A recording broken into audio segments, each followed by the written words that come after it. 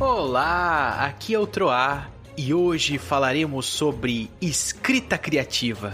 Sobre a necessidade de expressar nossas ideias, mundos imaginados, sentimentos sobre o papel. Contando com a presença do queridíssimo Luiz da Café Literário, falamos sobre essa atividade humana tão especial que é a escrita. Mas sabe como esse assunto começou? Estava eu solitário naquela região montanhosa. O grupo havia zarpado numa espécie de barco voador, me deixando para trás. Espero que realmente não tenha sido de propósito. Andando por ali, com o vento uivando no rochedo, avistei sentados sobre uma grande rocha 2 sujeitos familiares. Eram Luiz e Cavarto, companheiros de guilda. Me aproximando, vi que Luiz estava escrevendo. Ele nos contou que gostava de se sentir acima das nuvens para escrever e se inspirar. Lendo algumas coisas suas, percebi que eram realmente boas. Me deu até ideias.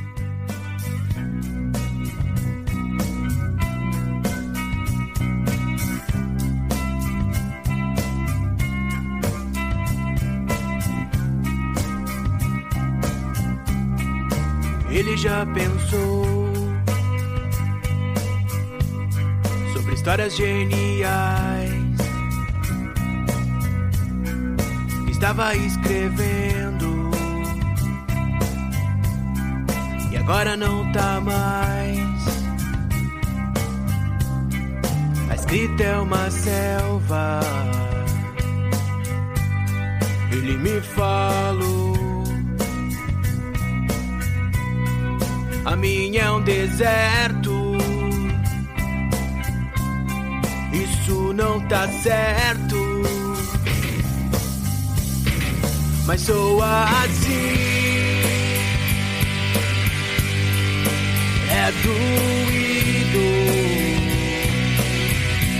Eu preciso escrever. É como a fome. É como a fome.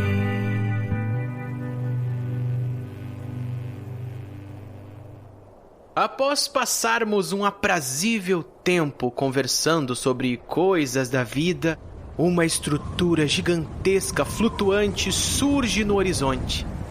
O grupo estava retornando para me buscar. Esperava eu. Aquela estrutura monumental de madeira pairou acima de nós e lançou uma corda.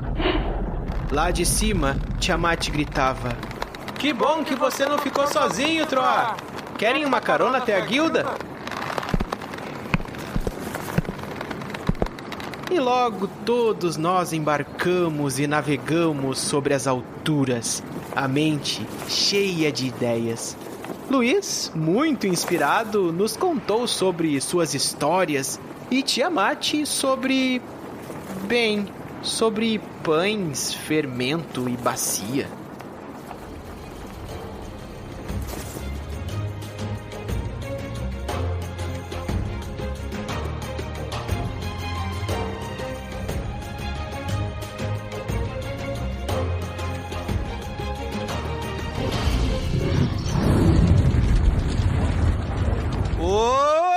Olá! Aqui é o Tiamat e cabelos de fogo, altura de uma rainha, olhos capazes de fintar a alma, corpo com curvas para fazer os devaneios da mente se perderem, e uma boca que sela o seu destino sem ao menos te beijar. Nossa, se a Luz tivesse aqui lá, ficar louco, tu tá descrevendo ela. Não é um episódio sobre de escrita criativa? Como você é burro? Por que tá indo? Achei que tá descrevendo a Luz. Ah não, mas é escrita criativa, né? Não descrita. Peraí que eu tinha notado. Agora já foi. Incorporou um Machado de Assis no Tiamat do nada. Ih, nada, isso aí é papelzinho que ele guarda desde 2005 da primeira namorada dele. Tirou do bolso e leu. Frases para MSN. Pra vocês verem a diferença que faz uma letra, né? Então se cuidem do que vocês estão escrevendo aí no WhatsApp.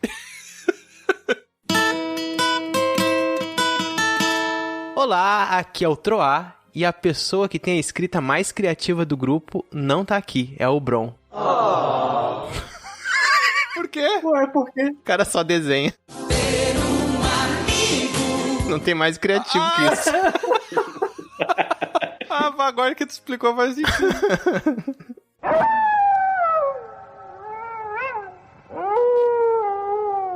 Salve, guilda. Aqui é o Cavarto. Eu acho que desse grupo eu posso ser considerado o pior escritor, porque eu não escrevo, eu só fico com as histórias na minha cabeça. Eu não tô louco!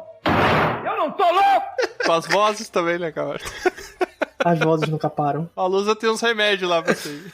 Vou te dizer que as melhores histórias, elas só ficam na cabeça da gente. Que quando a gente coloca no papel, você vê que você não foi tão bom assim. Eu sou obrigado a falar. Tá uma porra.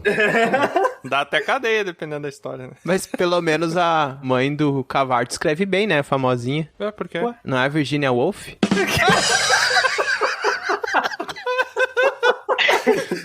Achei que era a Marta Lobos. O pai dele é o Monteiro Lobato.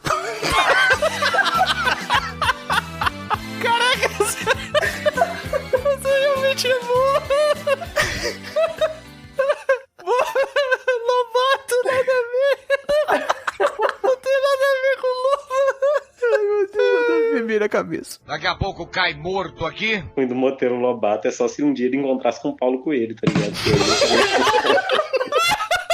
Pronto, morreu, Tiamat. Bem bolado, bem bolado. Para com isso. Aventureiras e aventureiros, sejam bem-vindos a mais um episódio de Dragão Careca. E hoje nós vamos falar sobre a escrita criativa. Isso aí mesmo, eu não sei o que é ainda. A criatividade da escrita criativa. Se eu tivesse escrito, tinha ficado melhor essa introdução. O que é escrever? O que é escrever criativamente? E o que é criatividade, Tro? E o que é criatividade? Ficamos filosóficos hoje. Ah. O que é o que é? Episódio de adivinhação. E pra falar sobre isso, quem é que veio contar isso pra gente, Tiamat? Muito bem, Tro. Eu estou aqui para contar pra vocês. Muito bom, então vamos seguir. Quem veio? Vai chegar alguém ainda? Vai chegar alguém? Não, esse é um episódio muito especial, gente, porque esse é o episódio que ele tem um simbolismo muito grande. Ele é o nosso episódio 100. Uau! Vocês sabem Olha que é o lá. episódio 100. Ele é um episódio que tem nosso primeiro numeral com 3 dígitos. O que é dígito? Mas enfim. Hoje estamos aqui também com o Luiz, que ele é escritor, ele é escrito, ele é criativo e ele é o Luiz. Se apresenta aí, Luiz. Ele é escrito. Ele é muito gente fina porque ele me segue no Instagram. Exatamente. Ele é inscrito no Dragão Careca, ele é um dos maiores membros da guilda lá. Obrigado, mas eu não tenho nenhum em 63. É um dos mais medianos membros da guilda lá. Eu tenho uma adivinhação pra vocês aqui também, tá ligado? Opa! Olha aí, rapaz, eu gosto de adivinhar. Tem doce? Tem doce? O quê? Pô, depende. Ó, vamos lá então. Não, na verdade não tem não, Tiamat foi mal. Ah, droga. Qual o MC mais puto que tem? O MC mais puto é o cara mais furioso que tem. Culto. Ah, culto. Ah, culto, eu entendi mais puto. Caralho. Não ia entrar a abertura, tá ligado? Mais puto. Não, achei que ele ficava putaço, brabo, sabe? Furioso. O MC mais culto. Mais culto, deixa eu pensar. Mais culto, MC. Acho que ninguém sabe. Não sei, não sei. É o MC Livrinho, pô. MC Livrinho? Existe um MC chamado Livrinho? Cara, tem MC de tudo. Então tem. Nossa. Puxa, vocês estão tão fora do funk carioca, velho, que vocês não conhecem o MC Livrinho. Ainda bem. Tem o MC Livrinho. Não, o máximo que eu conheço é o MC Brinquedo. Eu conheço MC Estudante. Caraca, existe Ah, não, mas é MC Livinho. Agora eu saquei! É lógico, né? Caraca, entendi a piada. Caraca, velho. Meu Deus. Que bosta, hein, Luiz? Parabéns, seja bem-vindo. Ah, é porque a outra entrada que eu tinha pensado não ia ir de jeito nenhum, tá ligado? Ah, é? Não, faz aí que a gente vai cortar agora, pode fazer. Pode falar. Tipo assim, Então, antes de começarmos o nosso episódio, vamos chamar o nosso correspondente da guilda, que esse episódio 100 aqui, pra ilustrar o episódio 100, ia ser o Luiz, né? Mas ele resolveu vir aqui participar com a gente e a gente teve que chamar outro correspondente. E é com você, correspondente.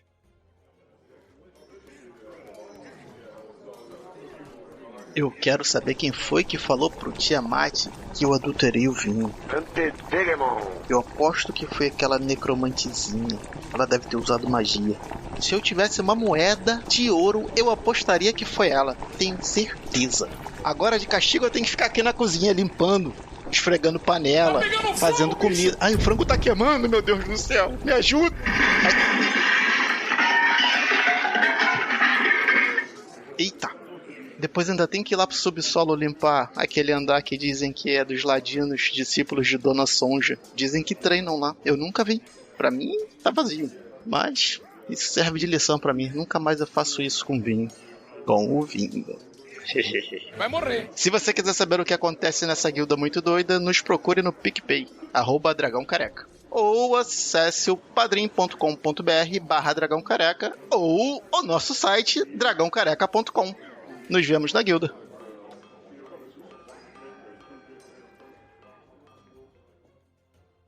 Muito bom. Caramba, quem será que escreveu isso? E acharam lá? E eu acho que não tava escrito na guilda, Tro. Tá, mas... Eu acho que tava escrito nas estrelas. Eu não estou suportando mais. Ah... Faz sentido, faz sentido. Até eu tô arrependido do que eu falei.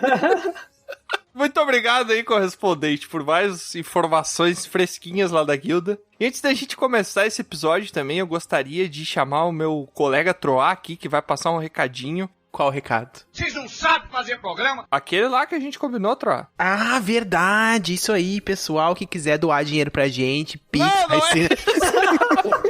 Não é esse aí, é o dos portais, Troá, meu Deus. Ah, portais. Pera aí, então, deixa eu abrir meu folhetinho aqui.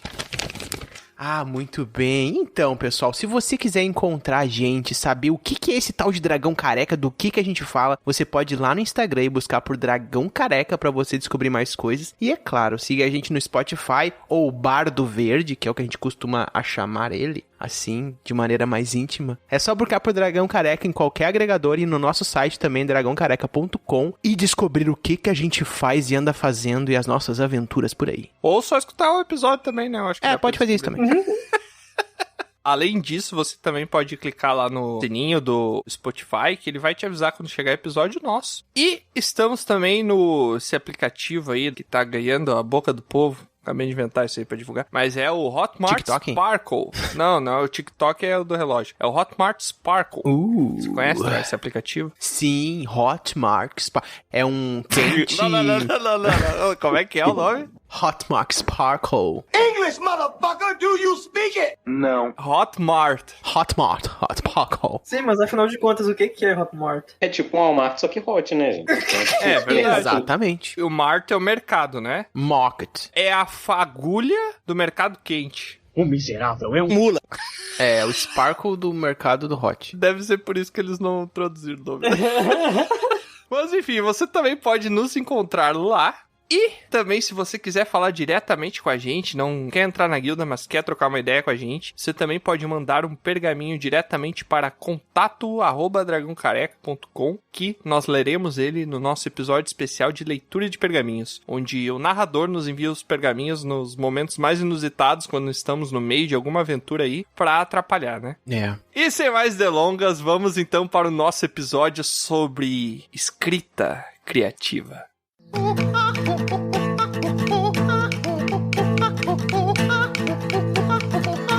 Mas então, ô Luiz, conta pra gente, você que é o mais, né, o mais experiente na área, esperamos, né? Não sei que a gente tenha convidado de novo a pessoa errada, mas enfim. Luiz, o que é a escrita criativa? Explica pra gente. Na verdade, o Troá, ele também é um escritor muito, muito bom. Na verdade, ele é um escritor melhor do que eu. Pelas paradinhas que eu leio, na verdade, ele esconde o talento dele. Não. Peraí, então. Peraí. Só um minuto. Então, tchau, Luiz. Muito obrigado por ter vindo. Ô, Troá, explica pra gente, então, o que é escrita criativa. Então, eu queria dizer que o Troá não escreve, não, gente. Perdão. Quem escreve é o outro menino lá. É o outro menino lá. É o outro gente. menino. Não, entendi. Troá não sabe nem falar, vai saber escrever. A vida é tão bom ter amigo. A partir dos anos 60, começava a se falar muito em processos de escrita que pudessem facilitar, né, e sair um pouco dessas... Não, outro, eu tava de sacanagem, é pro Luiz falar, não é pra te falar. Ah, tá. Ele acreditou mesmo que a a gente ia entrevistar ele no episódio. O cara tava todo bonitinho falando de data. Tá, deixa eu fechar minha aba do Wikipedia aqui, então. Não, eu acho que vocês dois têm que falar, então. Um de cada vez, tem que fazer um dueto. Ao mesmo tempo, então. 1, 2, 3. Meu Deus. Não, ao mesmo tempo não. Tem que fazer um dueto criativo, um de cada vez. Que merda, hein? Todo dia tem uma merda. Então, tipo assim, escrita criativa nada mais é do que escrever fora do padrão estabelecido. Isso aí. Entende? O que pra mim soa bem tarditório, assim, na ideia, porque escrita não é uma coisa nova, não nasceu agora. Sim. A humanidade escreve desde sempre, desde, tipo, considerar, fazer uma alusão ao Bron aqui, considerar pintura rupestre como uma forma de escrita. Então, tipo, a humanidade sempre se copia. Então, falar de escrita criativa é se contradizer um pouco, mas ainda assim tentar trabalhar em elementos novos, sabe? É fugir do padrão. É. Mas toda escrita é criativa, então, ou existe uma escrita que não é criativa? Não. Qual é a diferença? Quando a gente fala de escrita, a gente fala de o prosaico ou o poético. Sempre. Quando a gente fala de prosa, que a gente vai entrar daí em várias estruturas da linguagem para conseguir várias vertentes aí da literatura, a gente tá falando de várias caixinhas com várias estéticas diferentes. A partir dos anos 60 aconteceu um boom na literatura e em várias outras áreas da arte que mudou esse conceito de pensar a escrita, de pensar os processos criativos de modo geral. Então, meio que não existia mais essas caixinhas, mas sim um processo muito particular de cada um, e aí começa a se falar um pouco, né, em como estimular um modo mais criativo de criar, e começou a surgir. A partir disso, hoje se fala muito, né, nos últimos anos, sobre escrita criativa, mas é não seguir, como o Luiz falou, algum padrão estabelecido, e sim se enquadrar dentro de processos mais particulares e criativos e livres de escrita, né? Eu entendo. Não parece. Mas então a escrita criativa, ela se dá mais em forma de prosa? É isso? Não necessariamente. Tu pode ter poético, né, ou prosaico dentro da escrita criativa, porque também nos anos 60 já meio que não fazia muito sentido falar se uma coisa é prosa ou poema, porque às vezes se misturava tanto que tu não identificava o que era, entendeu? Então, hoje em dia, não só nisso, mas em várias coisas é difícil categorizar, né, as artes, então é um pouco disso, né? Mas assim, no mercado mesmo, escrita criativa, eu acho que o nome já é quase como uma marca, né? Então, eu não sei se a minha escrita é escrita criativa, tá? Eu também escrevo alguns contos, mas geralmente eu já comentei isso no episódio que a gente falou com o Dudu Spor lá no Profissão Escritor, que pra mim, a minha escrita ela é praticamente uma terapia que eu faço. Quando eu tô muito triste, eu vou lá e eu escrevo, eu externalizo aquele sentimento que eu tô tendo através de palavras, crio um conto pra aquilo, e quando eu termino a obra ali, quando eu termino de escrever o conto, e muitas vezes eu nem passo pra outras pessoas lerem, eu deixo só pra mim, eu me sinto um pouco melhor. Isso pode-se considerar uma escrita criativa? Como é que... Sim. É? Por quê? No caso, você tratando do seu próprio indivíduo, tá ligado? Essa frase ficou bem mal colocada. Você tratando de coisa pessoal, de o que você entende daquele momento. Então, não é uma coisa que você tá copiando um padrão já estabelecido. Então, sim, é criativo. Você tá tratando a escrita também como uma forma de terapia, né? Terapêutica. Então, a arte vista como algo a exteriorizar coisas, ou, né, tentar escrever pra se ler. Pra tu ler a tu mesmo, né? Então tem um pouco essa ideia, assim, sabe? Porque na nossa escrita... Bom, o Luiz vai falar disso, do processo dele de escrita, que eu acho que todo escritor tem isso, né? A gente escreve partes da gente. Por mais que a gente não tenha essa intenção, a nossa produção, ela sempre tem a ver com o que a gente consome e o que a gente é. Isso é meio que... Psicologicamente se fala muito disso, né? Mas, enfim, há escritores que dizem que saem de si quando escrevem. Eu não acredito. Eita. Sim, cara, tipo assim, é uma coisa que você... Eu não sei se realmente a gente sai da gente, mas é uma coisa que eu não acredito que você esteja escrevendo de fato alguma coisa. Às vezes a história já vem pronta, você só transcreve pro papel. Isso acontece muito. É, com o Chico Xavier, né, acontecia.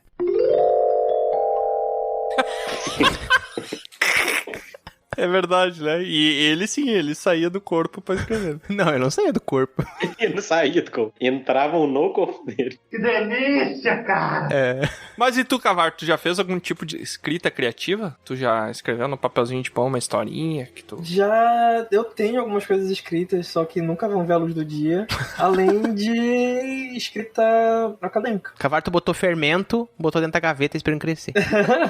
Agora tu falou brincando, mas isso é verdade. Às vezes a gente escreve um texto, bota na gaveta Sim. e literalmente espera crescer, porque a gente volta depois de um tempo, faz uma releitura, lê aquilo, né? E complementa, porque tu vai ter uma experiência de vida diferente, né? Isso daí também envolve muito a questão do escritor ter que escrever coisas que meio que vêm do demônio. É meio clichê o que eu vou falar, mas meio que vem do coração, né? Vem da construção daquela pessoa e das influências que ela teve como ser, né? Acho que você tá querendo dizer que não vem do racional, né? Agora, da onde vem, eu não sei. Mas não vem do racional, do inteligível. É uma coisa meio fluida, o sentimento, o momento, né? Então... E, tipo assim, eu passo por isso às vezes também, tipo, de guardar um conto ou algum texto mais longo que eu escrevo e deixar ali por alguns meses e depois voltar, abrir a gaveta e ver que eu era um analfabeto. Porra! Tudo isso? E continuo sendo, porque o texto estava totalmente incoerente. Mas é por erros gramaticais ou pelo contexto do texto? Cara, muitas vezes pela própria construção da narrativa. A estrutura da narrativa tá totalmente incoerente com o que eu queria passar no começo do texto e o texto não se sustenta, sabe? Assim, aquele texto que, infelizmente, a única coisa que dá pra fazer com ele é pegar aqui uma boa ideia dele e o resto, infelizmente, abandonar ou deixar por mais tempo até um dia que você vai conseguir realmente pegar aquele texto e reescrever toda a estrutura e deixar tudo montadinho, bonitinho. Eu passo por muito isso de textos mais longos. Se chega quase a 100 páginas, normalmente eu vejo que a estrutura tá toda falha e eu desisto. Eita, Paulo. Não sei se já aconteceu contigo, por exemplo, num texto tu tem na tua cabeça, eu vou falar de A, B e C. Só que quando tu começa a escrever, entre o A, B e C, começa a aparecer um monte de coisa que no final não faz o menor sentido. O texto vai ficando longo sem conteúdo nenhum. Sim, sim. Tipo assim, o meu texto mais longo é uma história de fantasia medieval. Nossa, eu falo isso, eu fico até com preguiça de mim mesmo. De estar escrevendo de novo fantasia medieval. Que eu cheguei a umas 198 páginas escritas num período de 4 ou 5 meses, assim, que eu escrevi direto, sem pausas. Mas quando eu fui pegar pra ler, tipo assim, tinha muita coisa lá que eu não tinha pensado antes e que foi surgindo do momento que eu fui escrevendo. Só que não encaixava no contexto, ou eram coisas absurdas, tipo, eu esqueci que 2 personagens estavam usando um cavalo no começo da narrativa e o cavalo simplesmente sumiu! E depois eu relembrar desse cavalo e colocar ele de novo. Aí eu tô tipo assim, poxa, tem um momento que os caras tá carregando tudo nas costas aqui, carregando o peso de não todas tem as cavalo. Bagagens. Não tem cavalo, aí depois o cavalo aparece. Parece as nossas aventuras. A gente tem uma explicação aqui, né, Cavarto? Multiverso. É a explicação de tudo. Não, mas o Luiz tá falando uma coisa que é um problema pra principalmente quem escreve romance, né? Existe hoje em dia aplicativos que criam uma estrutura do teu texto pra te não se perder, que tu coloca lá, e ele te diz exatamente em que página, em que momento, em que capítulo tem tal item, tal coisa. E principalmente quem escreve, né, romances longos, capítulos com personagens vários e tal, precisa ter isso, porque senão é uma loucura, né? A pessoa se perde. Eu não tive ainda a experiência de escrever um romance, apenas contos. É uma tarefa, assim, hercúlea tu construir uma história inteira com várias páginas. É uma coisa muito... Deve ser muito gratificante mesmo, né? O que é uma coisa hercúlea? Que eu não sei o que é. Uma coisa hercúlea é que tem culhões. Gente, elegante. Não, mentira. Meu Deus. Ah, tá. Vem de Hércules, um grande feito da humanidade. Ah, uma coisa hercúlea. Ah, que interessante. Vou usar hercúlea pra parecer mais culto quando eu for conversar com as pessoas. Mas olha só, o Luiz tava falando uma coisa muito bacana, e aí eu fiquei pensando que às vezes é muito mais relacionado também a esse processo de maturação do próprio fazer da escrita, quanto dá atenção ao processo, e isso vem total da escrita criativa. No momento em que escrita foi falada em escolas e universidades, e as pessoas fazem oficinas disso, escritores tentam popularizar o fazer da escrita, né? Teve um momento, assim, que muitas pessoas gostam de se sentir escritores, e sim, todo mundo deve escrever, porque escrever, além de terapêutico, é uma coisa muito humana, é muito bacana. Como se fala tanto disso, começou a se questionar o processo de escrita. E cada um tem o seu processo, né? Enfim, como eu tava falando, nos anos 60 começaram a surgir outras coisas, mas desde lá dos surrealistas, lá, voltando muito mais no início do século XX, a gente tem uma loucura relacionada à escrita, que é a escrita inconsciente, né? Que a gente pode falar depois mais um pouco. Aí eu me identifico bastante, né?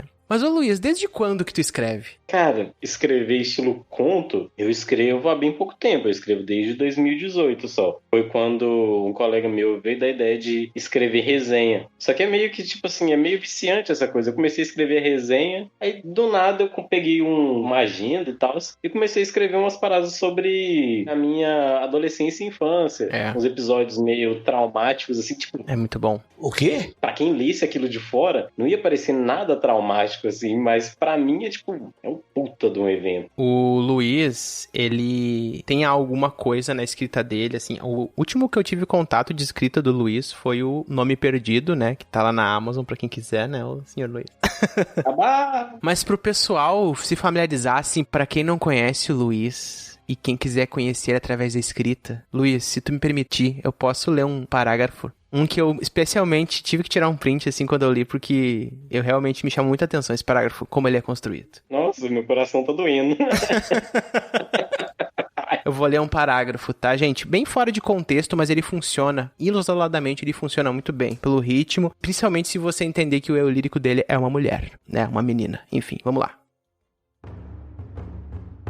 Aquele era o momento em que deveria tomar o meu papel. E comecei minha dança com passos simples, fazendo o passo da cegonha parteira. Depois fui o beija-flor apressado.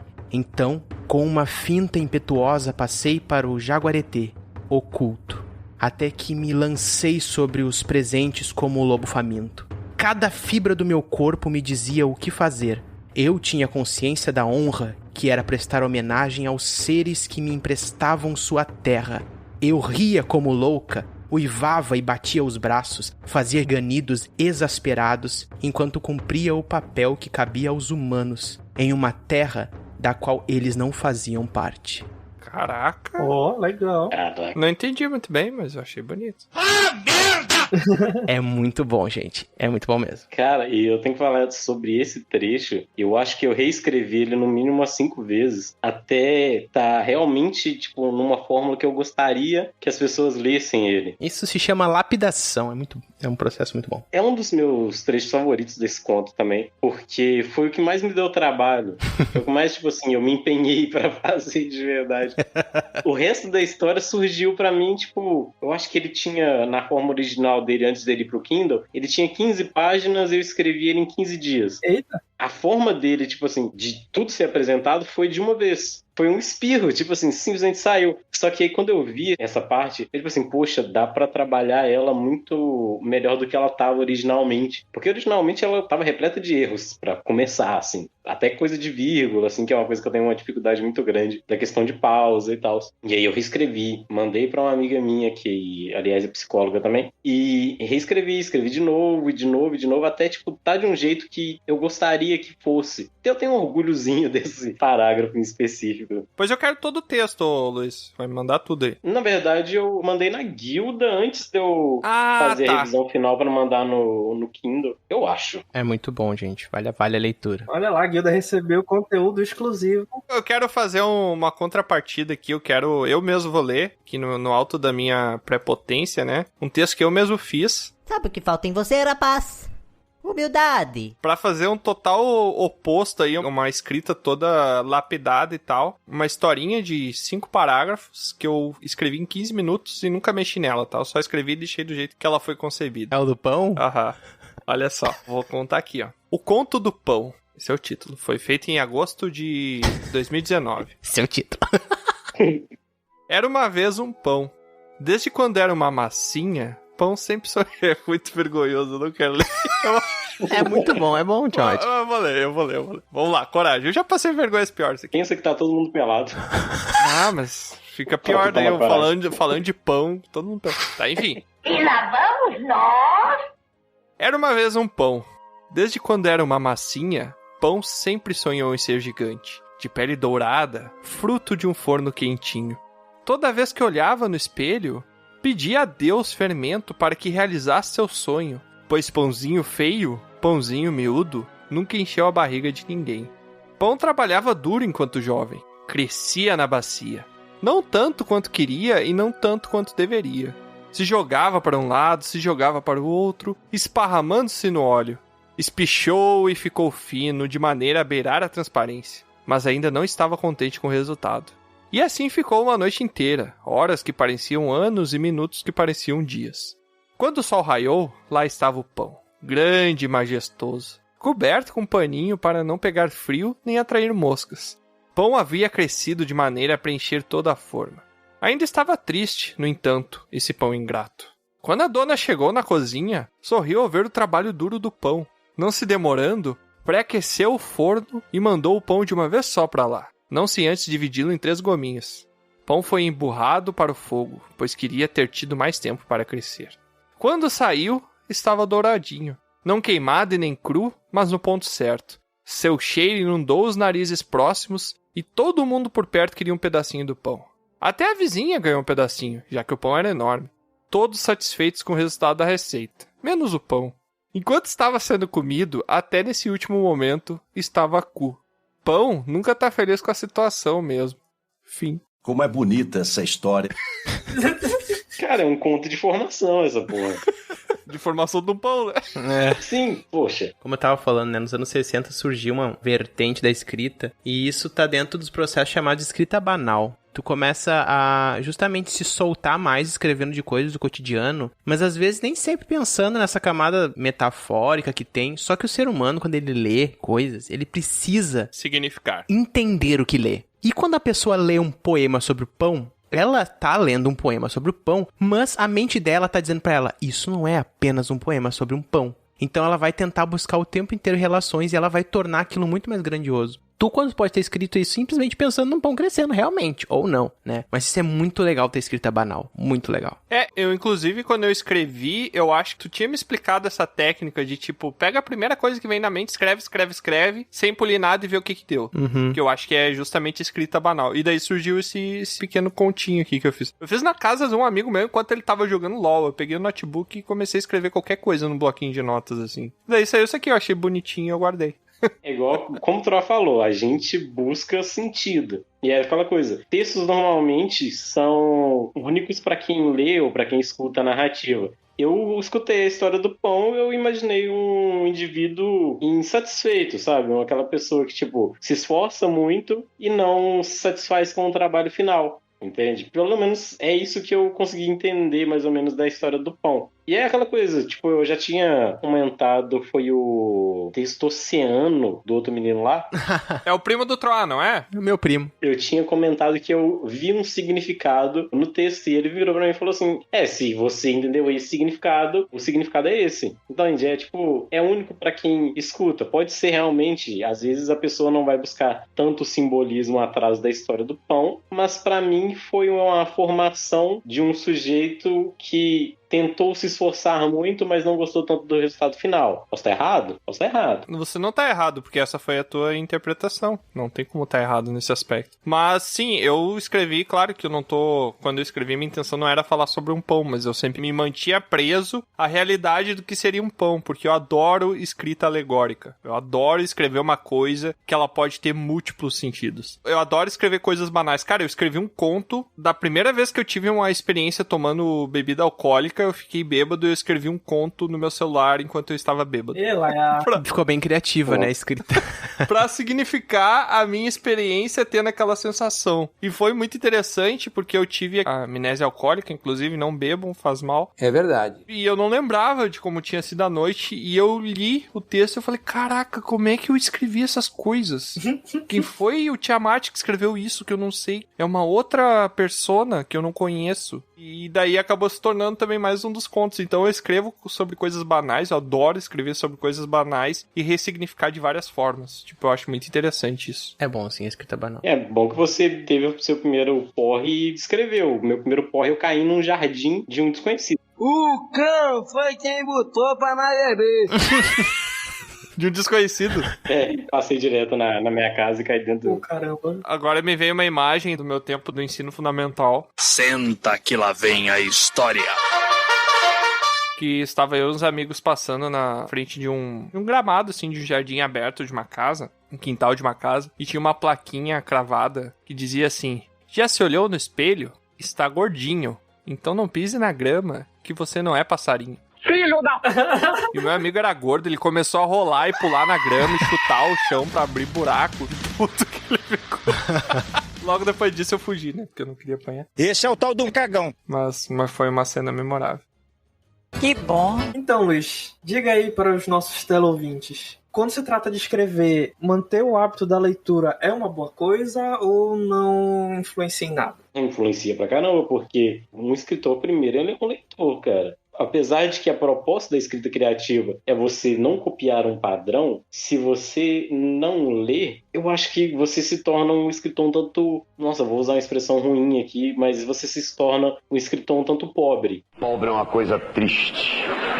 Eu acredito que sim, mas ao mesmo tempo, tu não lê mais da mesma forma. Entende? Tu não lê mais um livro por ler um livro. Tu lê sabendo que tu tá buscando referência, textura, referência visual. Tu tá querendo estimular pra te criar. Porque ninguém cria do nada. Em qualquer coisa, na arte, na ciência, ninguém cria coisas do nada, né? Tudo tem referência, né? Então... Mas é muito importante, sim. Quando você escreve sem ler muito, é lógico que você vai ter que algumas pessoas chamam de redução de ruído.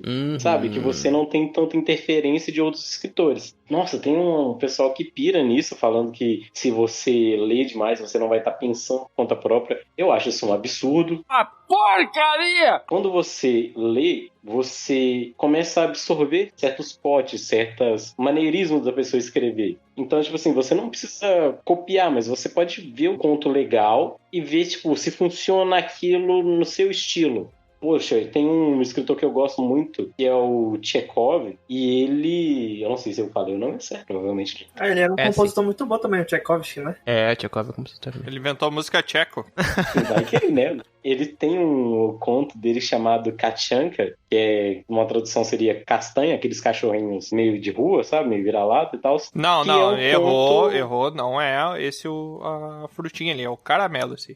É, pode ser também um caramelo, porque, né, da Rússia pra cá, a gente muda o doce. Ele tem um conto que é sobre justamente uma cachorrinha que se perde, ela é encontrada por um adestrador de animais, e esse adestrador de animais tem um grupinho de animais já bem diverso. Ele tem um ganso, ele tem um gato e ele tem um porquinho. Eu acho que é um porquinho. Tem um determinado momento em que a cachorrinha, a Kachanka, ela começa a sentir uma presença dentro do quarto. É você, Satanás! Onde os animais ficam. Ela começa a latir muito e ela acorda esse adestrador. O adestrador, tipo, fica sem entender a princípio. Mas aí, em um certo momento, ele escuta o ganso, que o ganso tem até um nome, o nome dele é Ivan. Ele escuta o ganso dar uma espécie de ganido, quase um gemido mesmo. E a Kachanka ali ainda sentindo a presença e latindo e tal. E aí é quando ele revela.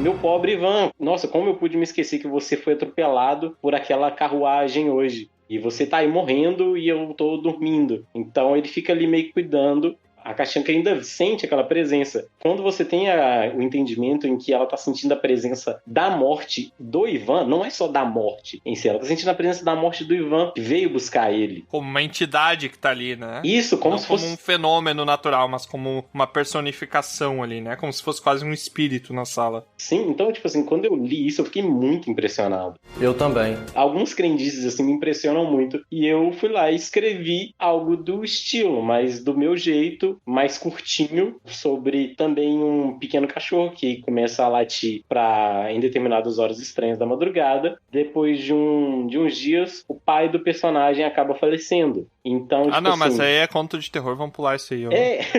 Então, só pra finalizar, antes do Tiamat começar a olhar pros cantos da casa, eu achei uma ideia legal, mas eu pensei como trazer essa ideia que se passa na Rússia, num lugar que, tipo, é outro ambiente, é outro costume, e colocar na nossa realidade, tipo assim, no que eu conheço como realidade brasileira, assim, tipo, uma casa que não precisa, tipo, ser tão isolada, próximos ali dos vizinhos, um pai que sai pra trabalhar todo dia pegando coletivo. você pode escrever do nada, você pode escrever sem ter inspiração nenhuma, mas às vezes ter uma inspiração, ter uma ideia, ou trabalhar um elemento que você já viu, também é muito importante. Com certeza, e eu acho que assim, ó, mesmo que você vá ler um conto que você não acredite que você vai aproveitar pra nada, digamos assim, você tá lendo ele só por puro lazer, não tá lendo ele com o intuito de ter uma referência pra acrescentar na sua escrita que você tá fazendo ali, ainda assim eu acho muito válido, porque eu acho que até o Troy ia entrar nesse aspecto, mas o próprio subconsciente, tudo é aproveitado, né? Nada é descartado e tudo pode ser uma referência, seja uma releitura total daquilo que você leu, ou até uma coisa que parece que não tem nenhuma associação, mas se você for na raiz, no âmago daquela escrita ali, você percebe que ela tem uma inspiração em outra coisa que você leu. Mesmo consciente ou inconsciente, ou mesmo de uma maneira racional ou não tão racional, a gente se contamina com muita coisa. E a escrita, principalmente a escrita criativa, né, ela se permite isso. Porque tu assume essas referências todas. O texto, ele é visto quase como um barro. Uma coisa meio bruta que tu taca ali, meio amorfo. É o barro de areia, né? O barro de areia, o barro de terra, né? Isso, de terra. Argila. Ele é uma coisa amorfa que tu vai moldando e daqui a pouco tu esquece, volta, dá uma moldada, vai moldando. O texto é muito maleável. Isso é uma coisa muito legal de perceber no processo, que as pessoas às vezes travam porque pensam, nossa, eu preciso ter o começo, meio, fim muito na minha cabeça já pra começar a escrever. Eu sei tudo que os personagens precisam falar. Eu sei tudo que eles vão fazer. Eu sei tudo. Cara, tem escritor que faz isso? Tem. Mas isso aí é uma prisão. Pelo menos pro meu processo, eu fico imaginando que isso é uma loucura. Tu racionalizar tanto assim. A escrita, ela conversa contigo. Se tu se permitir, tem processos pra isso, a escrita vai te dizendo o que fazer. É uma coisa meio, quase que, como se diz, não é sobrenatural, mas é uma coisa, né, nesse sentido. É muito louco isso. Acho que é intuitivo, né, cara? Intuitivo, exatamente. E sem falar que também depende muito do momento que o escritor vai estar, além das experiências dele, né? Sim. As vontades que ele vai ter, como, por exemplo, eu escrevo mais quando eu tô triste do que quando eu tô feliz. Ou quando tá com fome, né? Tu fala sobre pão. É verdade, ó. Falei sobre a criação do pão aí, faz sentido. Mas e tu, Luiz? Qual é a tua chave de ignição ali que te dá vontade de escrever? Tem alguma coisa específica que acontece contigo que te dá uma vontade de escrever? E por que tu vai tanto pra escrita criativa? Por que não um romance, por exemplo? Por que não um poema? Por que tu vai pro conto criativo? Qual que é a tua fagulha de ignição e por quê? Um dos motivos que mais me move a escrever é meu completo tédio no meu trabalho. Caraca! Eu tenho um trabalho extremamente chato, que é de ficar em pé num lugar desconfortável. E fora, além disso, transporte coletivo. Fica andando com um bloquinho em pé. Não, o pior não é isso. Às vezes eu tô no ônibus, lotado, sem lugar nem pra me mexer. E do nada, me vem uma história praticamente pronta. Entende? Tipo, não exatamente, tipo, tudo que vai acontecer, tudo que o pessoal vai falar, mas início, meio e fim, definidos. Por exemplo, acho que um dos primeiros contos, acho que a primeira pessoa que eu mandei esse conto foi pra uma psicóloga chamada Lima Campos, que é uma amiga minha muito querida, e eu tava no ônibus e eu passei em frente a uma casa toda detonada, e essa casa tava com as cores da bandeira da França. Meu cérebro fez o seguinte, olha lá, a casa Itália. Aí eu tipo assim, não, que Itália, é França. Aí eu viajei por alguns segundos e eu pensei num conto de terror que se passasse numa casa, mas que teria que ter essa parada, tipo assim, os vizinhos do local sempre chamavam de A Casa Itália. Eu acho que até tem um livro do José de Alencar, que é A Guerra dos Mascates, que eles falam lá da Casa do Perereca, que é uma casa toda verde, sabe? Então, tipo assim, eu tava rindo disso da minha cabeça, sozinho, segurando pra não rir de uma bobagem, assim. E aí um conto de terror foi se desenvolvendo. Em meia hora que eu gastei desse ponto até eu chegar no meu trabalho, eu tinha uma estrutura. Então, tipo assim, foi coisa de chegar em casa. Na verdade, eu não cheguei em casa. Aí vocês veem que eu sou um péssimo funcionário. É claro. Eu peguei meu celular, enquanto eu devia estar olhando a loja, eu escrevi esse conto e mandei pra uma amiga minha. Inclusive, aí você, se for o contratante do Luiz, aí é tudo zoeira aqui, tá? Não quero ser responsável por nenhuma demissão. Não tem nada a ver com isso. Eu não escrevo tudo que vai acontecer. Mas às vezes, quando eu tô entediado, vem uma história na minha cabeça que, tipo, já tá pronta. Eu só preciso colocar ela num local onde eu vou poder ler no futuro e reescrever algumas coisas, ou eu vou poder pelo menos mandar para uma ou mais pessoas, normalmente é só uma, e a pessoa vai poder ler e ter a própria interpretação dela, ou me dar um feedback se aquela história é legível. Sim. Sabe? Porque muita coisa que eu escrevo também não é legível, viu, gente? E você escolheu contos também porque é uma forma de escrita mais rápida, né? Que você consegue contar uma história mais, talvez, direta, seria, né? Do que um romance de trocentas páginas, por exemplo. Sim, e isso encaixa no que eu falei lá da estrutura. Às vezes, quando eu vou escrever uma coisa, a estrutura ela começa a se desfazer, os elementos não encaixam direito, e aí eu fico com preguiça de revisar tudo. Tédio e a preguiça são duas coisas que te movem, já percebi já, Luiz. O lance da preguiça ela é tão legal que ela te move, entende? Duas forças infinitas. Sim, ela é um paradoxo, né? Muito devagarzinho, mas ela acaba te movendo. Eu já ia aproveitar pra te falar, Luiz, desse teu processo mesmo, né? Tu falou aí do momento do ônibus, de olhar uma coisa da realidade ali, tu pensar, ter esse insight, né? E às vezes a gente aproveita isso ou não. Então conta um pouco sobre esse teu processo e se tu tem algum exercício, alguma coisa que tu aplica pra te fazer os teus contos, que te funciona. Cara, tipo assim, isso que eu falei é numa situação de que eu estou em trânsito. Então, tipo assim, eu tenho que pensar rápido antes da história fugir de mim. Mas tem a questão também de quando eu tô em casa, eu faço todo o meu ritualzinho, eu passo meu cafezinho ali, eu sento, eu vejo uma live, eu escuto um podcast, eu começo a escrever devagar, vou deixando a estrutura fluir. O problema é que quando eu deixo a estrutura fluir, ela meio que eu sinto que ela tá fugindo das minhas mãos, sabe? Nossa. Ela tá se tornando grande, mas igual... Tá se tornando viva, né? Tá ganhando vida própria. Eu consegui lembrar o que foi, uma coisa que o Tiamat falou foi de um texto que eu joguei lá na guilda, foi o Creator Lucenário. O Lucenário são como se fossem buracos em criptas. Sabe essas criptas romanas em que as pessoas vão para fazer peregrinações? Durante o dia, para as pessoas enxergarem lá e não ter que gastar tanto com velas, achotes e tochas e tal, ou iluminação elétrica, né? A gente já avançou alguns anos aí. Se faziam buracos no chão mesmo e vinham restes de luz para a pessoa poder andar, se localizar lá dentro. Lucenário. Eu adoro a construção das palavras para significar. Etimologia é maravilhosa. Lucenário. É uma luz no cenário. Lucenário. Sim, caraca, que então, tipo assim... Então eu deixei esse texto fluir assim, bem natural. É uma história de um mundo em que seu criador dá seus últimos suspiros e a luz começa a apagar. Um personagem que é uma criança começa a andar por esse mundo, vivendo algumas aventuras. Eu não gostei tanto porque ficou medieval demais. E aí eu fiquei medieval, elfo. O que você tem contra medieval? Só pra saber, Luiz. Eu ia aproveitar, Luiz, tu disse que às vezes escuta podcast, né, pra buscar inspiração. O Dragão Careca te inspira? Sim. Ah, eu sinto muito. Na verdade...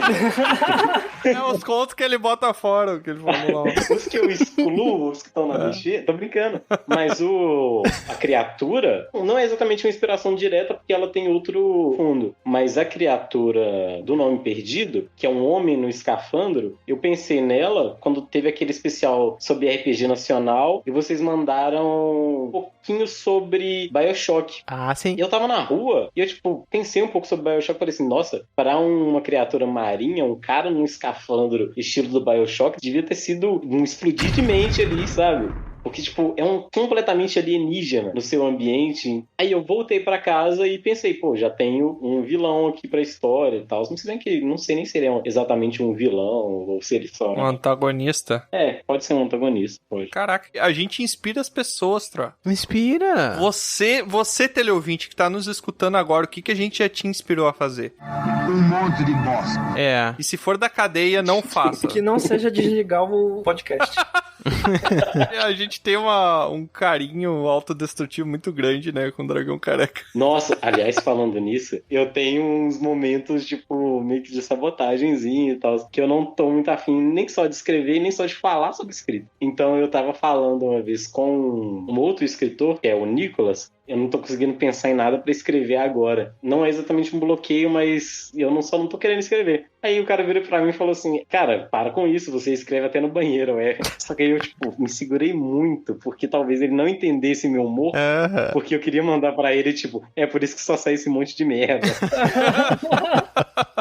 o humor autodestrutivo, ele é real, tá, gente? Inclusive, ele é passível de terapia, tá? Só pra avisar. Ele pode ser um problema. É a síndrome do impostor aí passando e dando um olá. Pode ser um problema também se você se zoa demais e você usa a autozoação pra quebrar o gelo. É você tentando falar pra você mesmo que alguma coisa não está certa, que você deveria se valorizar mais. Nossa, eu tô super coach, né? Muito coach. Gostei. Vou continuar. Tiamat Lispector. Mas esse negócio... Tiamat Torraca. Eu entendi a referência. Tiamat Torraca. Mas, ô Luiz, aproveitando que tu falou sobre, às vezes, falta de inspiração, né? A gente se esgota, é normal. Dependendo do nosso dia a dia. Às vezes a gente, sei lá, só quer... Como é a palavra do momento? É o... Cringe. Procrastinar. TikTokar. TikTokar, procrastinar. Ah, não. Esse mal do TikTok não me pega. Ainda. Mas um processo bem legal de escrita, até compartilhada, é da escrita inconsciente, né? E quando a gente compartilha isso, tem uma coisa que os surrealistas faziam, que eu não sei se você já ouviu falar, Luiz, que é o cadáver esquisito. Já ouviu esse termo? Não. Mas hoje em dia não pode ser da cadeia também, né? O trono não pode. No cemitério. No cemitério pegavam pegavam um cadáver bem esquisito. Cadáver exquis, né? E é o cadáver esquisito, que eles faziam um processo de escrita inconsciente, onde eles compartilhavam pedaços dos textos, sem tu ter o contexto de nada, e escrevia em cima, iam se trocando os textos, virando uma espécie de um Frankenstein bem maluco, sabe? Só que o processo inconsciente de cada um de escrita dava material pra inspirar a escrita daquela pessoa, sabe? Então, é como se fosse um monte de pedaços de escrita inconsciente que gerariam ideias, insights, pra escrita da pessoa. E viravam uns textos poéticos muito potentes, aleatórios. E é uma coisa muito legal de se exercitar. Sim, tipo assim, eu nunca tinha ouvido o termo, mas alguns dias pra trás essa ideia apareceu pra mim de escrever um RPG de escrita. A ideia era bem absurda, assim, que ainda tá em desenvolvimento. Mas era o seguinte, há uma máquina em que você pode mandar mensagens tanto adiante no tempo quanto atrás, com pistas de alguns casos, como se fosse uma investigação policial. E a ideia era juntar alguns jogadores e eles escrevessem esses textos. Entende? Tipo assim, eu fui num lugar tal, descobri essa pista e tal. E aí ir montando uma estrutura textual em cima. Mas é mais ou menos essa coisa de escrita inconsciente. Mas organizando dados de uma coisa já pré-estabelecida que, no caso, o narrador saberia isso? Isso, teria que ter um narrador para mediar a coisa, porque se alguns dos jogadores tivessem acesso ao texto inteiro, perderia completamente o sentido da coisa. Claro. É essa coisa da escrita inconsciente, mas como eu não conhecia o termo, eu não nominei nada.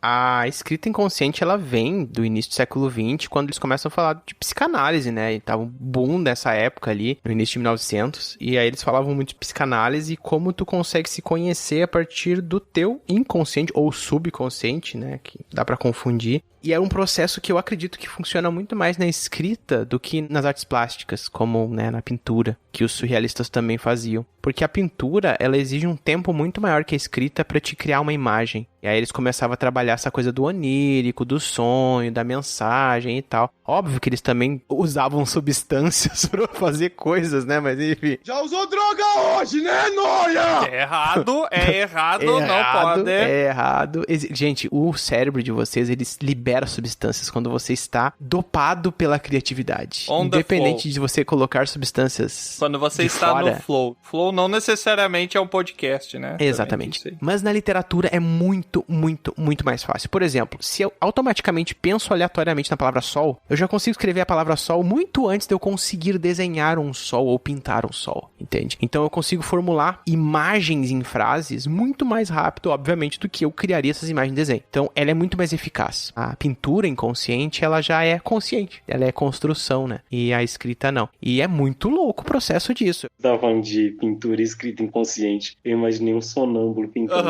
Eu também. Não, é que assim, ó, gente, o que é o escrita inconsciente, tá? Ele é simplesmente tu tentar escrever sem passar pelo filtro do racional, né? Tu tenta abster o máximo possível da construção racional de lógicas e sentenças e frases e gramática. Tu sai disso. Tu simplesmente despeja sobre o papel o que vier à cabeça. O que vier à cabeça, exatamente. As frases, elas não precisam ter conexão ou sentido. Tu só despeja que aquilo ali, ele retroalimenta como um impulso criativo pra tu poder depois escrever coisas. Isso, coisas. aquilo gera matéria pra escrever coisas, sabe? Às vezes tu formou uma frase assim daquilo ali e tu, meu Deus, como é que eu escrevi isso? Aí tu sabe? Não é que tu tá em transe escrevendo. Não, tu tem uma consciência, mas é mínima. Isso é muito interessante e isso, cara, parece magia, funciona. É muito louco. Eu experimentei isso daí. Até o próprio conto do pão, assim, foi eu escrevendo várias coisas aleatórias e depois fui eu encaixando elas. Sim, é uma coisa que chega, eu acho que chega até muito próximo do que é, muitas vezes, a estrutura de alguns poemas, assim. Eu sinto que tem alguns poemas que cada estrofe, ela, às vezes, tá contando uma história diferente, sabe? E aí, depois, o autor, ele tem aquele trabalho de ir estruturando melhor pra juntar tudo num contexto só e escrever um poema juntando tudo. Eu sei que parece meio loucura isso, é porque eu lance que eu não sou tanto do poema, assim, eu li muito pouco. Tá bom. Luiz, tu acredita que o escritor, quando ele tá trabalhando, ele pensa só no leitor ou ele foca muito mais no que funciona pra ele? Cara, depende muito do tipo de escritor. Eu acho que depende do tipo de escritor. Mais comercial, ele vai buscar a escrita do momento, né? O que o pessoal tá consumindo. Sim. Tipo, tem uma galera que escreve só pro público que vai estar agora. E não pensa, tipo, eu vou deixar uma marca aqui. Pra mim, aquilo ali é um produto. E eu vou fazer só o padrão. Só escrever literatura de conto erótico. Nossa, eu tenho um problema com isso, que eu não sou exatamente evangélico, mas eu sou meio crente pra algumas coisas. E eu não consigo ler erotismo, sabe? Me incomoda muito. Prefere fazer, né? Parece uma pornô! É porque, tipo assim, eu realmente não me sinto muito confortável lendo hot ou literatura erótica. Nossa, eu acho, principalmente quando é homem escrevendo, é sempre umas coisas enfiando em outras coisas. Que delícia, cara! É confortável. Pois é, né? Não tem... É uma coisa mais vende. Visceral, né? Ele não tem... Às vezes parece que perde um pouco do romantismo que visto, assim. É tipo uma coisa mais visceral. Porque o homem, ele é... Não vou falar isso. Cagão. Não fala isso. Próxima pergunta. O homem é um Monteiro Lobato do homem. O homem é um Monteiro Lobato do homem. Perfeito. E você comentou aí que você passa pros outros, né? O trabalho que você tem preguiça de revisar e você passa pros outros. Eu acho muito boa essa ideia. Inclusive, eu faço a mesma coisa. O Tro é o que revisa os meus textos também. Obrigado aí, Tro. Eu quero saber se quando tu publica, tu ainda assim, tem algum texto que tu publica que tu simplesmente gosta tanto que acha que não precisa de revisão e tu publica, ou tu acha que todos os textos que tu faz precisam ser revisados pelo menos uma vez? Seguinte, quando eu escrevo e eu tenho a intenção de mostrar pra alguém, eu primeiro não corrijo nada e mando pra... Não, coitada, a Nenima Campos aí tá passando um calvário por ter me conhecido, porque eu mando pra ela a forma mais crua do texto e depois eu corrijo um pouco e começo a ver as vírgulas, porque eu tenho muito problema com isso. Eu tenho também um problema com posicionamento de palavras, entende? Na minha cabeça, Minas Gerais e Gerais Minas não tá errado, não tem diferença. Entende? Tipo assim, eu passo 5 ou 6 vezes lendo o texto e não vejo isso. Igual eu teve uma vez, foi justamente nesse O Nome Perdido. Eu mandei pra ela o capítulo 3 Sonhos. Só que ao invés de escrever 3, eu escrevi T's Sonhos. Sem o R e sem o acento. Aí ela me mandou de volta. Nossa, gostei, mas o que é T's? É um país da Europa. A gente não enxerga. Aí eu tipo assim, não, T's é numeral. Ela, T's? Como assim? E, tipo, isso durou quase 1 hora. Eu já tava ficando meio puto já, tipo, porra, velho, como é que você não entende que é o texto que tá aí? Aí eu olhei e falei assim, tá escrito errado, era pra ser 3. Muito bem. Perrengues que acontecem, né? Sim, tipo, eu tenho esse problema. Então, tipo assim, quando eu faço pra postar em conto lá na Café, eu dou uma revisada básica antes. Na Café? Não, pera aí, o que é a Café? Explica pro pessoal. Café é aquela paradinha que você coloca no coador, assim. Não, explica o canal, caramba. Canal, acho que o pessoal só quer. Então, a Café é a minha página, né? Aquela página bonitinha que eu faço com tanto amor e carinho e que as mídias sociais não entregam mais pra vocês.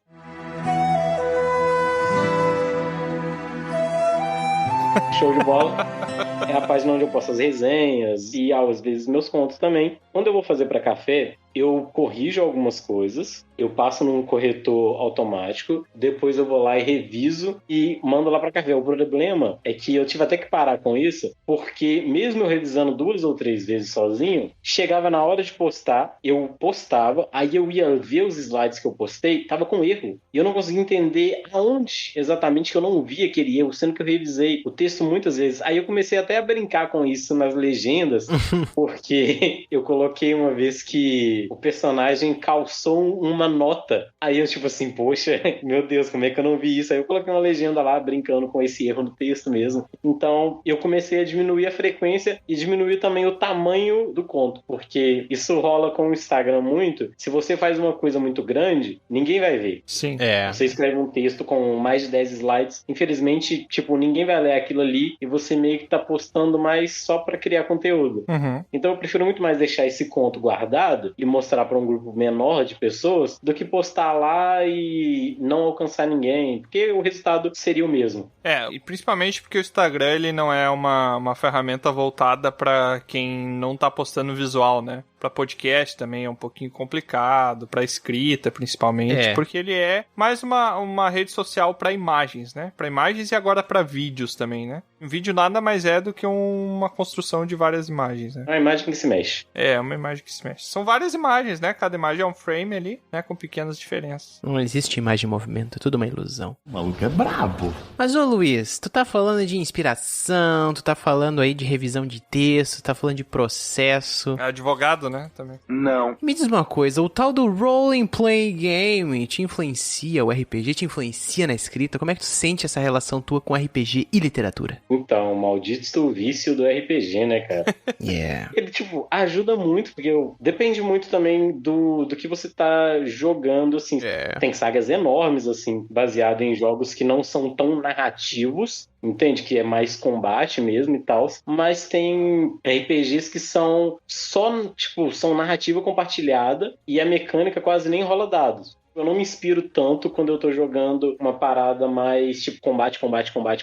Ah, é uma coisa mais narrativista, né? É uma coisa mais do storytelling mesmo. Né? E você narra, Olha, narrar eu narro pouco. Eu narro pros meninos do podcast, que devem estar putos comigo, porque já tem um tempão que eu não narro pra eles, mas é a vida. A gente tem uns mestres assim aqui também no Dragão Careca. Eu ia te convidar pra narrar pra guilda, quem sabe? Só que aí seria no Crônicas do Multiverso, que é um sistema de D6, assim, meio que deixa você criar bastante coisa. Luiz, tu botou o multiverso, não precisa explicar mais nada, tá tudo pronto. Vale tudo. Vai morrer! Principalmente no cenário nacional agora, a gente tem muito jogo narrativista. Muito jogo que, tipo assim, você pega a narrativa na sua mão e você constrói o que você quiser ali dentro. É lógico, né, gente? O RPG ainda é jogo, então tem a mecânica, tem tudo, mas tem umas mecânicas que te deixam criar tudo do seu personagem do zero. O Fate é assim. Não, e eu vou um pouco mais além. Tem um jogo que eu gosto muito, que é o Abandonar Toda Esperança, do Jefferson. Opa, esse eu não conheço. Seguinte, esse jogo, ele é uma construção de personagem. É baseado, né, na Divina Comédia, e você acorda próximo ali do portal do inferno. E você tem que ir se descobrindo na narrativa. Então, tipo assim, ele é um jogo solo, mas dá pra você jogar ele solo com outras pessoas. Cada um vai meio que respondendo algumas perguntas. O narrador, você mesmo, lê o texto, que é baseado nos círculos da Divina Comédia na parte do inferno. E você vai, tipo assim, escrevendo como você foi parar ali, como você acha que você foi parar ali, quais os seus pecados. Então, tipo assim, acaba que no final você tem um personagem que no começo ele era só uma sombra. Ele era um conceito muito básico. Eu não vou usar a palavra rebuscado porque ela tem outro significado, mas ele era um conceito muito obscuro no começo. Você simplesmente estava correndo para uma floresta e se depara com um portal do inferno. No final, você sabe o que você era, como você foi parar no inferno, como você sai ou não sai do inferno, porque tem essa coisa também. Nossa. Você pode acabar sucumbindo a seus pecados e a sua culpa te mantém no inferno. Isso é genial. Caraca. Legal. É um RPG onde todos os personagens começam com aquele background que o jogador preguiçoso adora, né? Que é, tem amnésia e estou tentando saber do meu passado. Sim. Esse é o padrão, assim. Eu me lembrei agora de um, nossa, eu me esqueci o nome do RPG, RPG, mas eu achei genial, talvez o Luiz, que conhece alguns mais alternativos, conheça, que é um que se joga com uma vela acesa, e aí cada jogador sabe que no final da sessão vai morrer, que é quando a vela terminar. O jogo só já é jogado enquanto a vela tá acesa. E o objetivo é construir a própria morte do personagem de uma maneira criativa, dentro da história do jogo. Caraca, que interessante. Alguém já ouviu falar desse? Nunca ouvi falar. Não, nunca ouvi falar, mas é uma proposta bem interessante. Eu gosto, às vezes, de umas coisas mais dark, assim. É um jogo pra one shot, assim, né? Ele tem um sistema bem simples, mas a ideia dele é uma vela, e aí os personagens têm que construir, né, a própria morte, e a vela tá acabando, aí fim do jogo. É um livro bom pra dar de aniversário, né? A powerful Sith you will become. Apagar a velhinha ali, então. Nossa, aliás, analogia aí bem interessante, porque no aniversário você tá acendendo a velhinha, que significa sua morte no futuro. E você tá apagando, né? Tá apagando. Tudo é um ciclo, né? É um sopro, apagando mais um ano. A vida é um sopro. Apagando as velhinhas. Mas, ô Luiz, inclusive, tu tinha me comentado em algum momento atrás que também existem algumas técnicas, assim como o Shiryu, que foi pra baixo das cachoeiras pra aprender a despertar o seu dragão interior, a sua cólera. Os 7 picos. Exatamente. Shiryu, você tem que ir nos 7 picos, Shiryu. Assim como o Shiryu aí do... Shiryu do Troá aí, que coitado, né? Teve que seguir esse mestre. Eu quero saber se tem alguma técnica e se tem algum curso pra escrita criativa, se tu já participou de alguma coisa, que eu acho que tem coisa boa aí. Sim, na verdade, eu gostaria de estender essa pergunta para todos vocês. Tipo, é uma coisa que eu vejo muito se falar. Eu nunca fiz, porque eu tenho uns problemas, assim, com educação regular, sabe? Porque eu sou uma pessoa que eu não aprendo tanto dentro de uma sala de aula. Isso acontece comigo com cursos, desde a época da escola. Então, tipo assim, eu vejo muita gente vendendo cursos de escrita criativa, mas não na proposta de, tipo assim, você vai aprender só as técnicas. Tipo assim, as pessoas vendem como se você realmente fosse aprender a escrever de forma criativa. E mais do que isso, é cursos que vendem uma entrada no mercado, que é bizarro. Sim, e isso é uma coisa que eu queria perguntar pra vocês, se algum de vocês já teve esse contato com a galera que fez curso de escrita criativa, e se, tipo, vocês acreditam mesmo que dá pra fazer. Porque eu vejo que é uma coisa que meio que é paradoxal demais. Eu assim, gente, eu vou falar bem sinceramente, tá? O meu mestrado, ele foi focado muito nisso, porque eu tive uma experiência em Portugal que mudou muito o meu pensar na arte. Porque eu sou rica! Eu sou rica! E eu conheci 3 escritores, uma poetisa e 2 romancistas. E um deles eu tive a oportunidade de fazer uma oficina de escrita criativa, que foi a Patrícia Portela, que é uma escritora que eu tenho uma paixão, assim, sabe? Ah, vai contar das crush agora aqui no podcast. É, o Walter Ugumãe um outro, né, romancista que eu admiro muito da nova literatura portuguesa, né? E a poetisa maravilhosa Matilde Campilho, que quem não conhece tem que conhecer, que ela é, assim, de uma influência do surrealismo, assim, de uma escrita poética muito boa e além de linda. Mas isso não veio ao caso. Quer namorar comigo?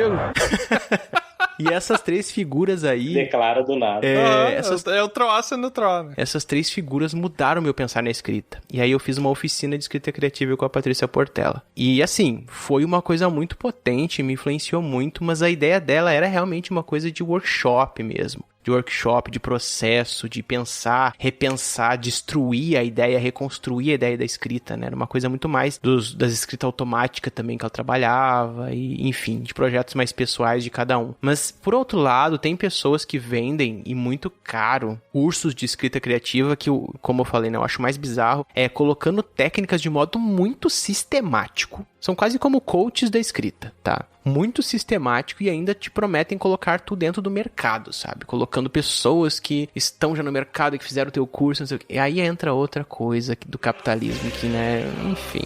Mas eu acredito sim em oficinas de escrita criativa, né? Mas tem as fajutas. Eu acho que pra mim um curso de escrita criativa é que nem um livro pra como ficar rico, né?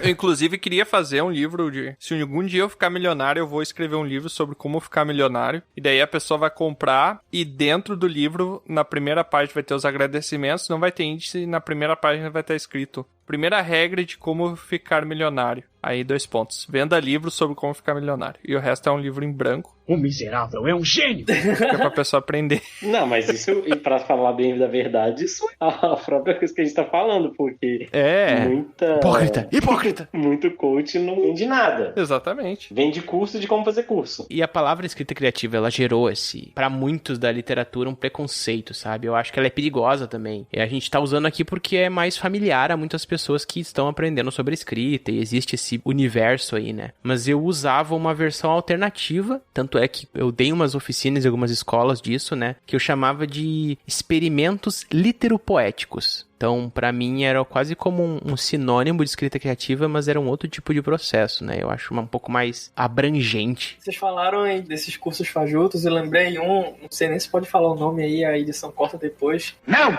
Que é voltado pra desenho, que é o método fanart, que eles basicamente ensinam a copiar. É basicamente isso, é um curso caro que ensina a copiar desenho dos outros. Ah, mas isso daí não é nenhuma ideia original, Cavato. Isso já foi copiado, já. É uma cópia de uma ideia, cara. A gente vende uma cópia da cópia.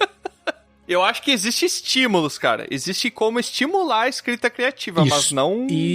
Não uma receita de como criar. Claro. Porque tudo que envolve criatividade, tu pode usar várias coisas. A gente comentou o episódio inteiro sobre várias coisas que dá pra usar como combustível dessa imaginação, mas não tem como você controlar isso e colocar dentro de uma fórmula. É porque, tipo, a gente tem umas palavras muito estranhas, pra falar bem da verdade. É igual a palavra romance, ela confunde muito a cabeça da galera. Sim. Quando vai falar de livros. Sim. Eu acho que o termo escrita criativa, ele dá uma ideia muito estranha. Eu acho que se a pessoa tá vendendo um curso de técnicas de escrita, ela podia simplesmente não lançar lá curso de técnica de escrita, não curso de escrita criativa. É que técnica de escrita parece que a pessoa vai fazer um curso de caligrafia. Pode ser também, que por isso que a pessoa não vende assim. Fora que, né, o escrita criativa acaba ficando mais chamativo. Eu vi algumas videoaulas do pessoal explicando, eu vi alguns programas da pessoa vendendo o curso dela, não vou citar nome aqui, porque, né? Ah, eu sei quem é. Então, tipo assim, aí quando você vai lá ver a pessoa, aí a pessoa, tipo, tá junto com os, entre aspas, alunos deles numa live, aí, tipo assim, aí a pessoa repete um nome, aí a pessoa fala assim, perdeu 2 pontos aí porque repetiu um nome. Então, tipo assim, mas, poxa, e se na estrutura narrativa que o cara tava montando, ele realmente repetisse o nome? É lógico, porque, tipo assim, eu já escrevi muitas coisas que eu fui reler depois, eu cheguei pra mim mesmo e falei assim, Luiz, eu já entendi que o nome do personagem é Miguel. Por que você repetiu o nome dele 3 vezes num parágrafo só? Nossa. Miguel, então não sei o que, não sei o que. Então Miguel, não sei o que, não sei o que. Então, tipo assim, a pessoa meio que começa a usar de expressões que tornam o texto dela extremamente prolixo pra não usar o nome do personagem ou a expressão ele. Sabe? Tipo, tão simples. Você coloca um ele ali, ok, tomando cuidado pra não se repetir tanto, mas não precisa, tipo assim, chegar naquela coisa mais punitiva, tipo, você vai perder ponto se você repetir o nome do personagem. Às vezes... Muito sistemático. Aí vira um curso de escrita engessada. Porque às vezes tem muito personagem. Já que estamos falando aqui de coisas que melhoram a escrita, tu tem algumas dicas pra quem curte e tá começando a escrever, fora essa que tu já disse? Tenho. A maior dela é leia muito. Principalmente leia autores russos. Não podemos. Isso aí é xenofobia invertida. Tu tá recomendando somente autores russos? Não. Dá uma olhada no que a galera russa tava escrevendo, apesar de que alguns deles têm umas visões bem datadas, assim, bem estranhas. Frias, né? E frias. Não, depende. Tem uns contos, o Crime e Castigo, lá do Dostoiévski, que é calor o tempo inteiro, porque faz calor na Rússia de vez em quando. Às vezes. Tem uns autores russos que eles realmente, tipo, escrevem de um jeito que te alcançam, sabe? Tipo, apesar de ser uma outra cultura, uma outra época, uma outra vivência, mesmo assim, e eu tô falando que mais, tipo, eu falei que pra negociar, mas é mais pra mim. Funciona pra mim. Eu gosto muito da literatura russa, assim. Não sei porquê, tem uma conexão interessante ali. Parece que o ambiente tá um tanto estagnado e tal, e aí eu uso essa estagnação pra escrever algumas coisas que eu faço. Mas leia muito e fuja do lugar comum e se puder, tente fugir da jornada do herói. é um tanto batido. Gente. Pois é, né? Essa jornada do herói sempre ecoa quando a gente fala de escrita, né? Sim. E tipo assim, tem muita gente que vai escrever um livro ou um conto, e eu opto muito pelo medieval fantástico, em que eu aprecio esse tipo de narrativa, eu acho bem legal, mas porém é uma coisa que já se tem muita coisa. Sim. Já tem muito livro de medieval fantástico, e quando a pessoa tenta criar um novo, ela simplesmente está criando novos clichês, sabe? Só muda o nome de personagem, um gênero, uma... Já vi muito escritor que, tipo assim, chega pra falar do livro dele e fala: meu livro é diferente de todos os outros. Chega na página 60, o personagem fica órfão.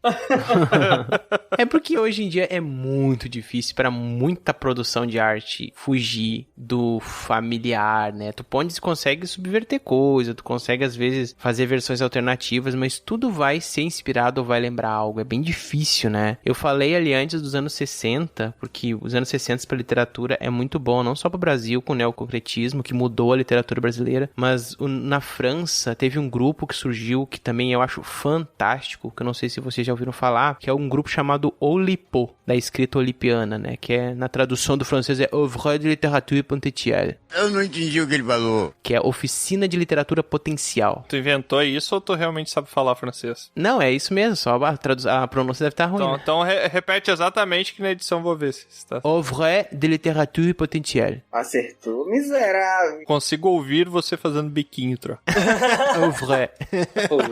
Consigo ouvir. E essa galerinha aí, formada por pessoas da literatura, pessoas da matemática, pessoas da física, eles começaram a estudar formas de construir literatura para sair do tradicional e mostrar que a construção literária ela pode extravasar. Então, por exemplo, tem um cara que tava... O Italo Calvino, que é um italiano bem conhecido, né, para algumas pessoas aí que curtem literatura. Aquele careca? O Calvino careca. Ele fazia parte desse grupo aí, né? Mas um cara chamado Georges Perec e o Raymond Queneau, eles criaram livros baseados em regras que eles utilizavam para escrever, para não se limitar. Para se limitar, mas conseguir coisas originais, né? Por exemplo, o Perec, ele criou um livro, e é um romance de 300 páginas, que ele não pôde usar a letra A em todo o livro. Uau! Sabe? É um livro em francês, e no francês se usa muito A. Só que é bizarro como ele conseguiu, sabe? E é uma coisa assim, ó. Tu até pode ler o livro sem saber disso, e ok, é um livro qualquer, mas quando tu sabe disso, ele se torna um outro livro. Tem um livro também do Perec que se chama Vida, Modos de Usar. Esse é muito legal também. Que é simplesmente uma descrição de um dia inteiro num apartamento, mostrando tudo o que acontece em todos os andares de todas as casas, famílias, pessoas, com descrição total de tudo. Mas ele é cheio de enigmas, de quebra-cabeça, porque a literatura dele é um quebra-cabeça que o leitor vai montando e vai entendendo de acordo com quando ele relaciona uma página tal com a página tal. E é muito louco, porque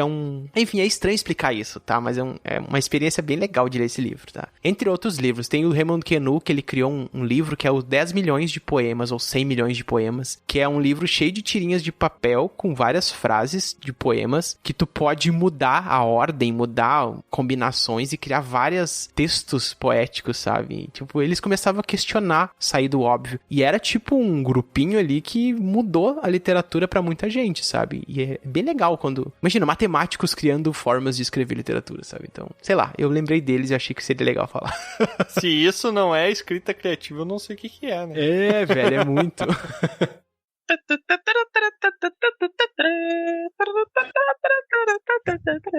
E agora, pra gente encerrar esse episódio aqui, que eu espero até pra quem gosta de escrever, pra quem tá fazendo a sua escrita criativa e possa até, em algum aspecto, ter servido de inspiração, possa ter feito a sua mente viajar enquanto nos ouvir aqui, a gente vai criar um conto. Eu acho que esse vai ser o primeiro conto da Guilda do Dragão Careca. O primeiro de muitos, de 3. O quê? Eu quero saber o seguinte. Meu Deus. Qual vai ser o gênero? Se vai ser um conto de terror, de aventura, de suspense. Conto de homem ou de mulher, é isso? Ô, cara burro! Ah, tá. Isso, ou não binário, né? Mas se vai ser de terror, de aventura, de suspense, de ação, de mistério, que tá dentro do suspense, não sei porque eu repeti. Mas, e qual vai ser o tema? A gente tem que bolar agora a história aqui. E tá valendo. Erótico, né? É a maior trepação! Não pode nudes, Troa. Gente, erótico não é nude, gente. Da onde vocês tiraram que erótico é nude? Não pode? Não, o erotismo vem da sugestão. Ele não é o nu. Mas eu sugiro outro tema, então. Tá bom, beleza. Eu acho que o Luiz, como nosso convidado, ele tem que decidir o gênero, porque ele tá em posição de hoje poder escolher. Se fodeu. Vai lá. Nossa, mas é tanta coisa pra se explorar, sabe? É. Porra. Mas a gente não tem tanto tempo. Escolhe um qualquer aí, rápido, vai. Escolhe. Acho que pra gente não arrepiar o Tiamat, vamos de aventura e vamos pular o terror e o suspense. Eu acho justo. Vamos criar um conto de aventura. Uhum. Eu sugiro até mais, Luiz. Eu acho que pode ser aventura e suspense. Será que a gente consegue misturar os dois? Claro. Aventura e suspense, mistura um pouquinho de terror, aí pega o erotismo do Troar. Pode ser. Caraca! O erotismo do Troar. Temos um filme de Emanuele, foi mal.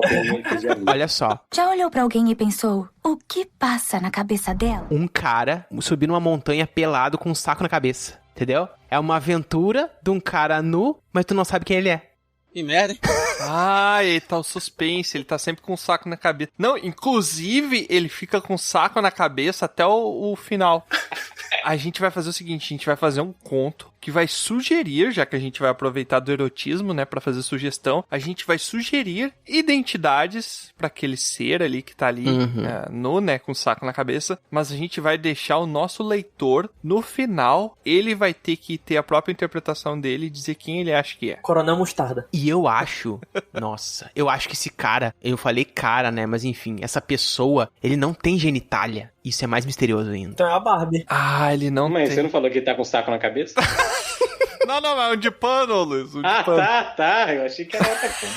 Ele tá com um saco de pano, mas eu acho que ele tem que trazer alguns elementos, né, pra já aguçarem um pouco o suspense. Além dele ser um ser, ele é tipo um manequim, Troy, não? Ele é tipo uma Barbie. Isso aí. Ele é tipo uma Barbie, um corpo de Barbie. Mas eu acho que ele não tem nem seio, sabe? Ele não tem nem mamilo. Não, um corpo totalmente andrógeno, né? Ele não tem mamilo. Não tem mamilos, tá? Ele pode não ser um mamífero, então. E nem umbigo. Então ele pode ser um clone. Ele pode ser um boneco do Mil que ganhou vida. Cara, mas ele já entregou o suspense, Troa.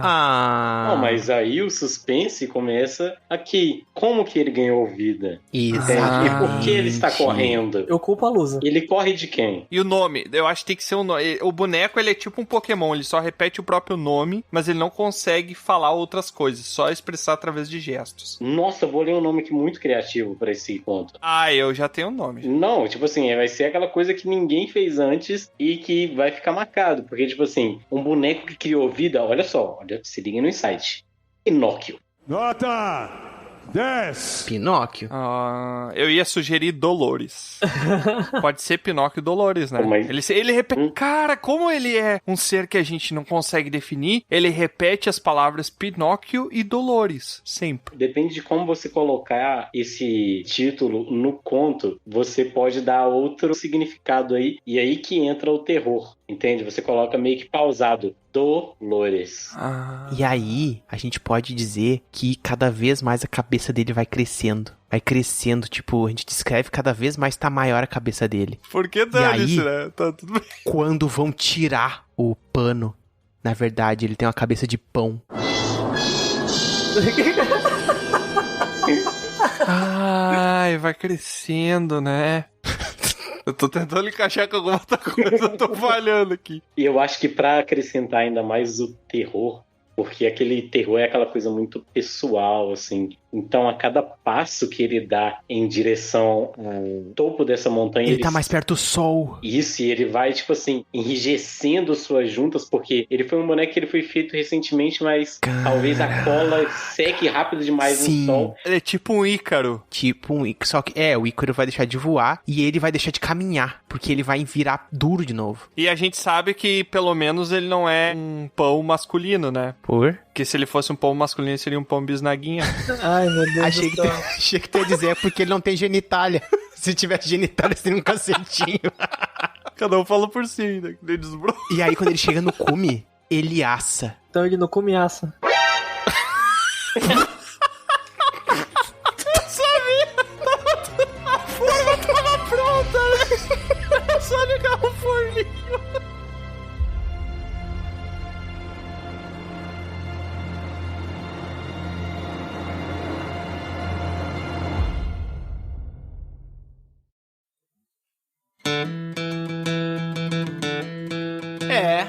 mais uma aventura chega ao fim. Mas é claro que não para por aqui. Você pode acessar dragãocareca.com e descobrir sobre outros portais para nos acompanhar. E se você quiser fazer parte da nossa guilda, fica aqui o convite do bardo. Acesse PicPay ou padrim.com.br e busque por Dragão Careca. Seu apoio será muito bem-vindo. Obrigado por nos acompanhar e até a próxima!